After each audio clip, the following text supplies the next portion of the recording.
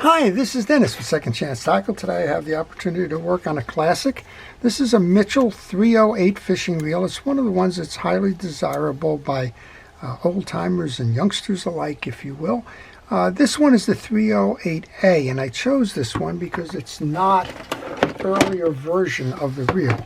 The earlier version of the reel had a planetary gear drive. This one does not. This one is a conversion. This one was made in France, but manufacturing subsequently was transferred to Taiwan, I believe it was. And you can always tell the 308As, later editions, if you will, at a minimum, because they have these plastic spool handle screws rather than the traditional metal ones. So I'm thinking this one has the changed design inside of it. And we're going to show you how to take this reel apart, how to service it, how to keep it fishing for a long time to come. Well, I like to do a couple of things. First, we'll take this spool off and get a look inside.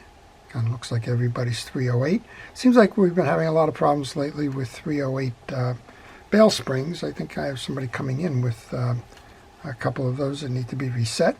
But we'll remove that spool first. Then we're going to remove the handle. The bigger pieces and parts you can keep on your desk, but the small parts for sure you want to put into a parts tray. And you should have a strategy for what you're going to do with your pieces and parts before you start servicing the reel. Okay, I've removed the screw for the side plate. We'll get our first look here in terms of which edition we're working on. Yeah, this is the one that's after the planetary gear drive system. It's a nice reel. But it is a change in design, hence the 308A. When I take these pieces and parts off, I like to clean them right then and there. That way I don't have to worry too much about going through the reassembly and realizing I've got some greases in that really should have been removed. While I'm doing that, I want to encourage you to subscribe to my channel. If you like the art of fishing reel service and repair, if you'd like to learn how to service all kinds of reels, vintage like today, up to brand new, everything in between, spinning reels, trolling reels, bait casting reels and the like. I kind of do all of those, and well, I'm sure if you like fishing reel service and repair, you'll find one that's going to fit you. I just removed the 2-prong hold fast for the crosswind block.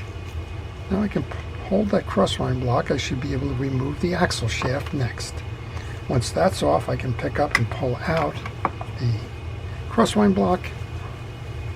And as I do that, I want to get the old greases off of that. Clean that up.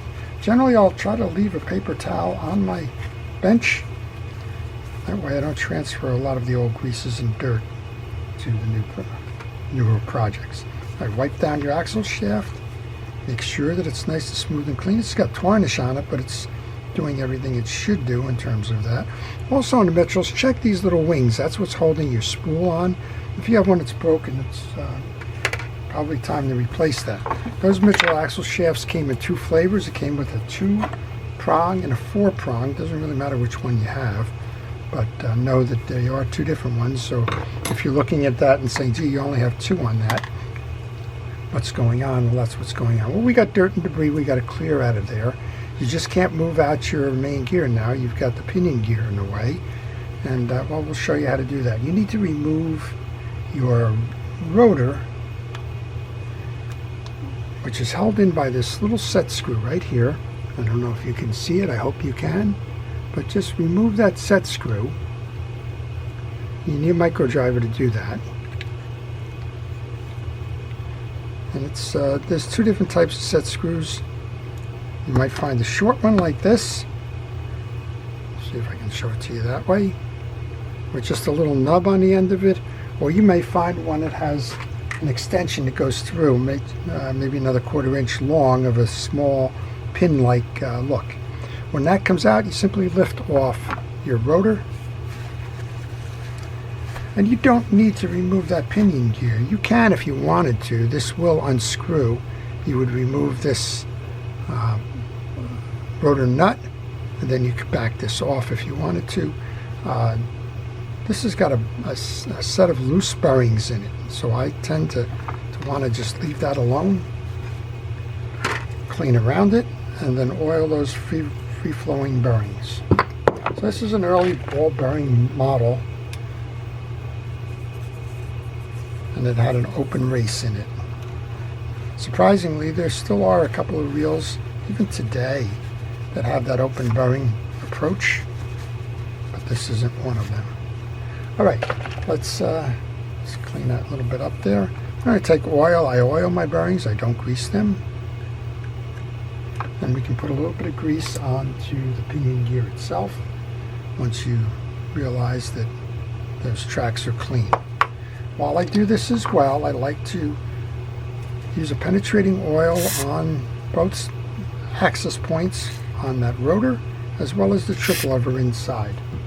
Now, I don't normally use a penetrating oil as a lubricant, but doing what I'm doing here, if there was any dirt and debris in these corners, it would flush that out. And well, you can just make sure that it sets. You can see how it sets. It pulls it in. And if you were to go to replace this, or to work on that trip lever, this is a little spring that's tucked into a notch here.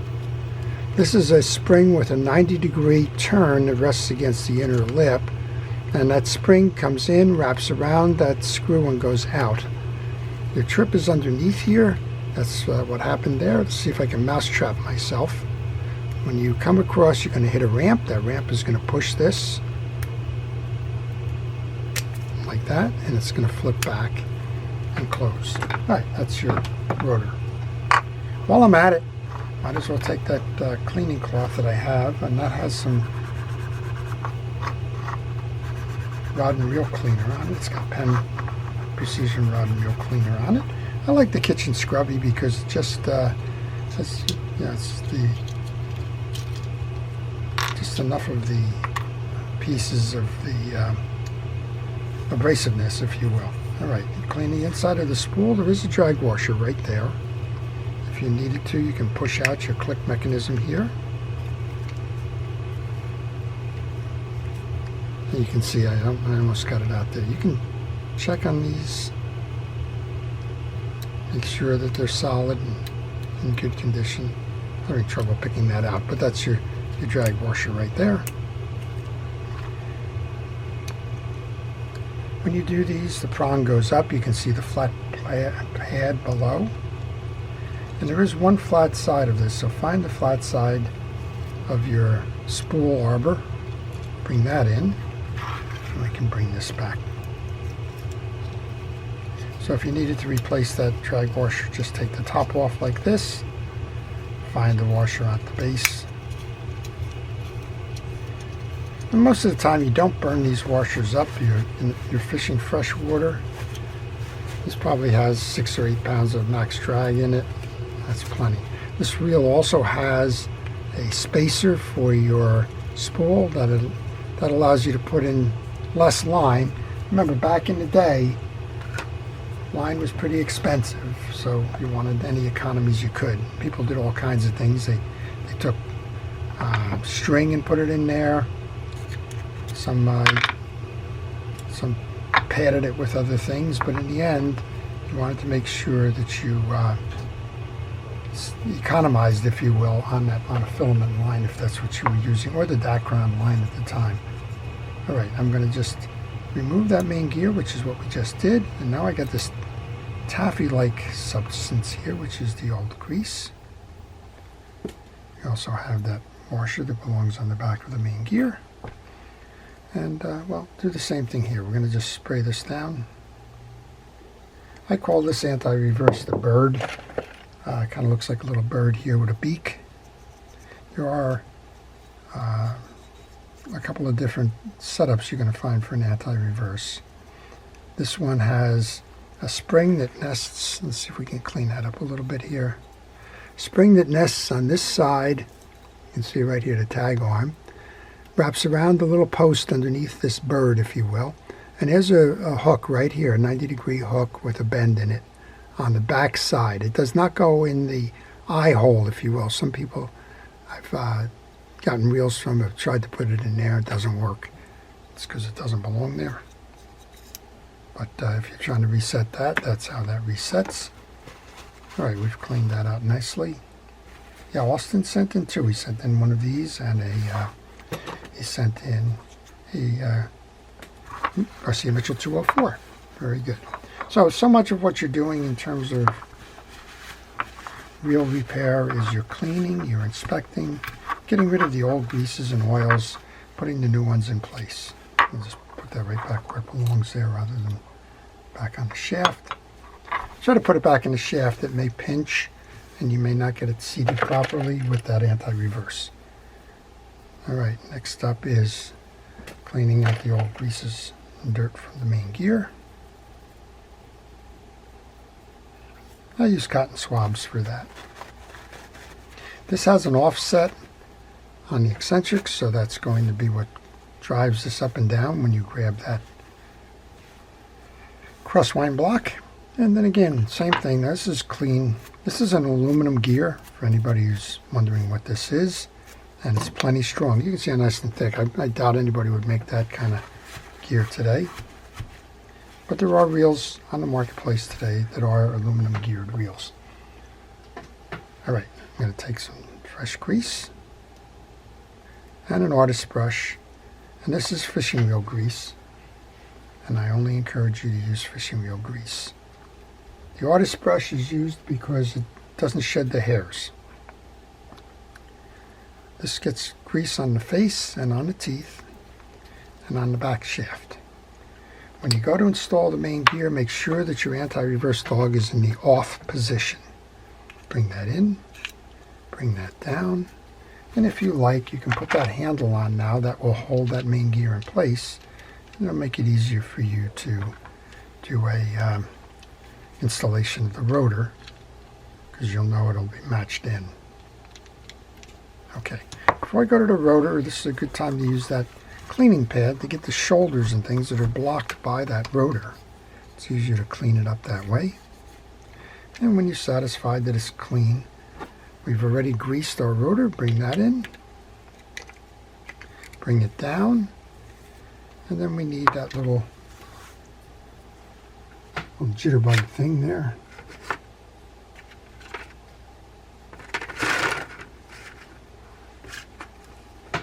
Hard to see. It's a black piece on a black parch tray. That's the part I always worry about, because if you drop these pieces, they're hard to find, and they're hard to get if you lose one. So I'm just going to use a little bit of grease here on the tip of my screwdriver, trying to hold that so that I can get it started.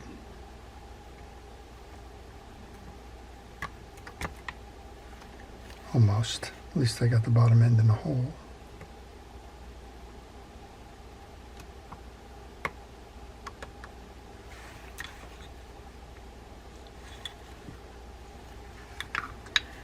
What we'll do is we'll just take that first turn here before it intersects.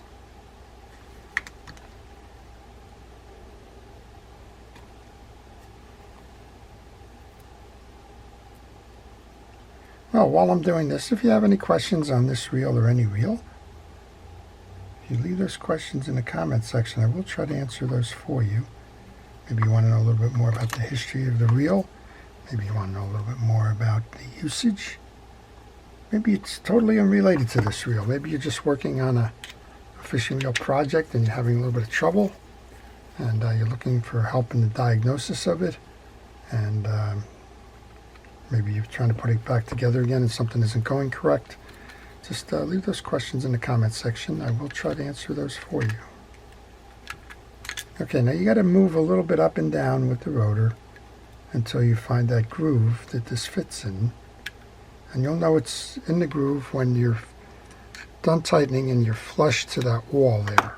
Okay, for the most part, we've got that working properly.